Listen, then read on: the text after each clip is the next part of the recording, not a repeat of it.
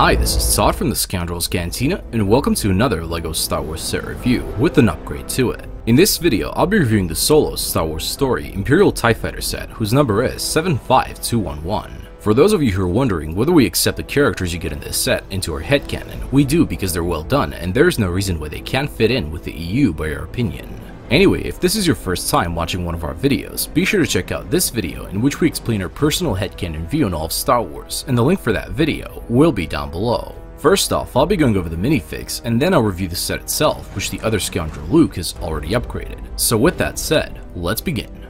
The first minifigure up is Han Solo as a mud trooper, or simply a regular mud trooper depending on what we prefer to have, but both work by our opinion. As you can see, this minifig has a double-sided face, one being a standard one and the other a war face. This is a mud trooper variant that has his goggles taken off, as you can see on the helmet. The torso and leg prints look awesome and with great detail, looking all muddy and dented. The same applies at the back, although he has a printed cape which is simply phenomenal. Next minifigure up is Woody Harrelson's character Tobias Beckett and his Mimban Mud Trooper commander gear. Beckett is one of our favorite characters in Solo's Star Wars story, and this minifig gives him justice regarding the Battle of Mimban gear on him. He basically has an Imperial officer jacket over the Mud Trooper gear, which looks great as you can see, and the same applies for the back of him. Great minifigure and character. Third minifig up is a Mimban Stormtrooper, which has a completely different helmet mold than the standard white Stormtrooper, which is great. As you can see, he is fully dented and covered with mud all over him on the front side, although on the other side, only on his back.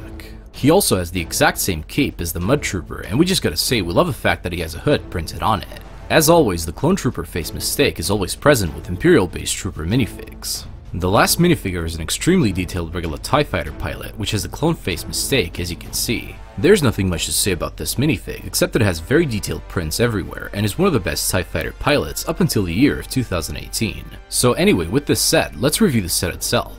Now at first we just want to say that we do not understand why LEGO didn't release the solo Star Wars Story Heavy TIE Fighter, aka the TIE RB, instead of this regular one, but nonetheless it can always be made quite easily. First off, here are the TIE's wings, which are kind of not better than the previous 2012's version, because they're much less tiled up and much less detailed for some reason.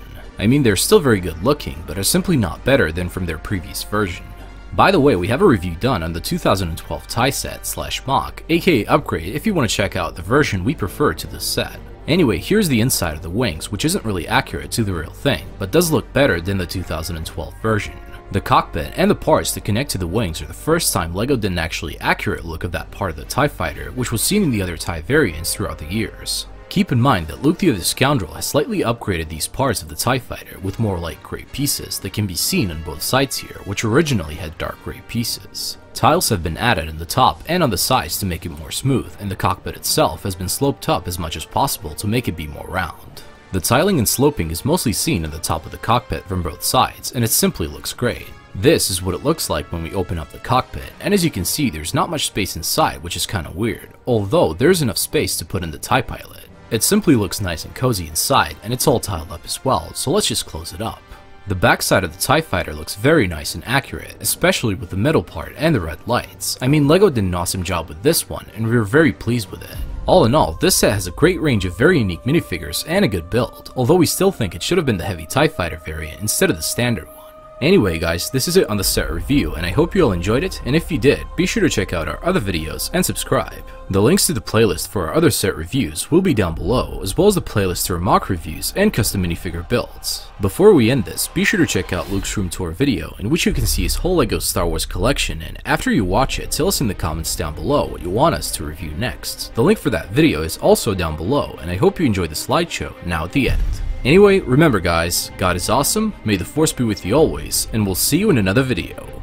You rebel scum.